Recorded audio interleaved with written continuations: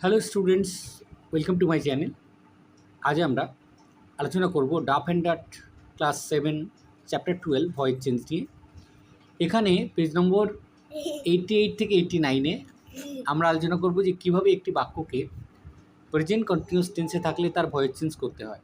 অর্থাৎ কোনো একটি বাক্য যদি প্রেজেন্ট কন্টিনিউয়াস টেন্সে থাকে তাহলে প্রথমে কি সাবজেক্ট বসাতে হবে, তারপরে কর্তা অনুযায়ী অ্যামবিং, ইজবিং বা আরবিং বসবে, তারপর ভার্বের থার্ড ফর্ম, তারপর বাই এবং তারপর অবজেক্ট বসবে।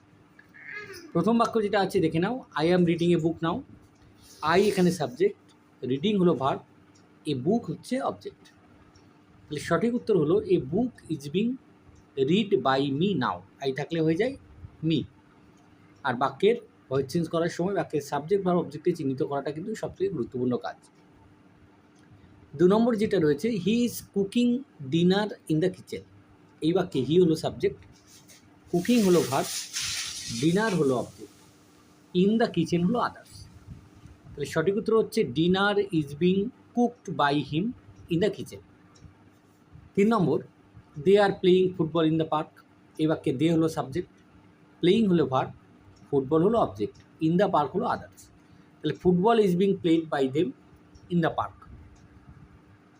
নম্বর 4, we are watching a movie.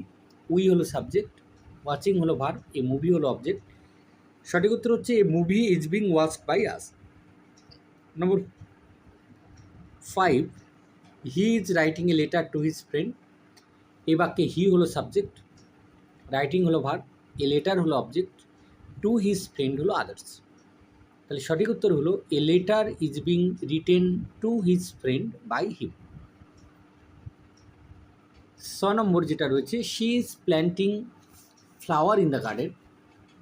এই বাক্যে শি হলো সাবজেক্ট, প্ল্যান্টিং হলো ভার্ব, ফ্লাওয়ার হলো অবজেক্ট, ইন দ্য গার্ডেন হলো আদার্স।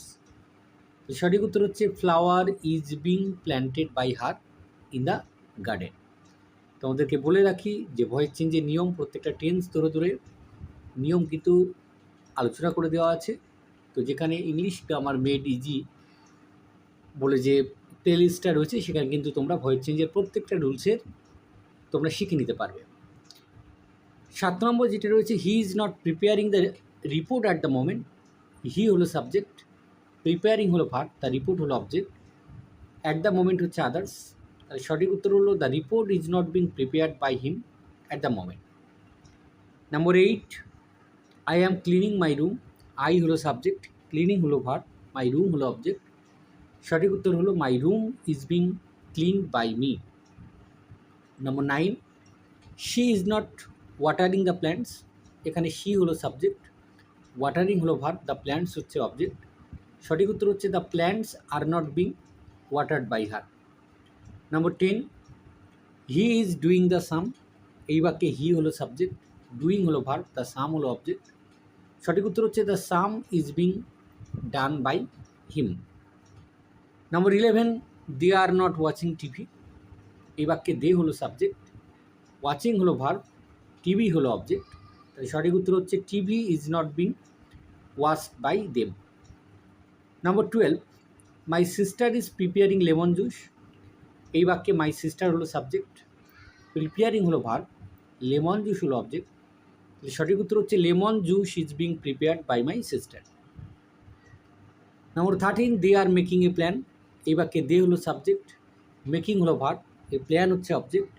সঠিক উত্তর হলো a plan is being made by them. Number 14, they are teasing me. এই বাক্যে দে হলো সাবজেক্ট, টিজিং হলো ভার্ব, মি হচ্ছে অবজেক্ট। সঠিক উত্তর হলো I am being teased by them. Number 15, দেখে নাও, she is studying a guide book for her exam. এই বাক্যে শি হলো সাবজেক্ট, স্টাডিং হলো ভার্ব, এ গাইড বুক হচ্ছে অবজেক্ট, ফর হার এক্সাম হচ্ছে আদার্স। তাহলে সঠিক উত্তর হলো এ guide book is being studied by her for her exam.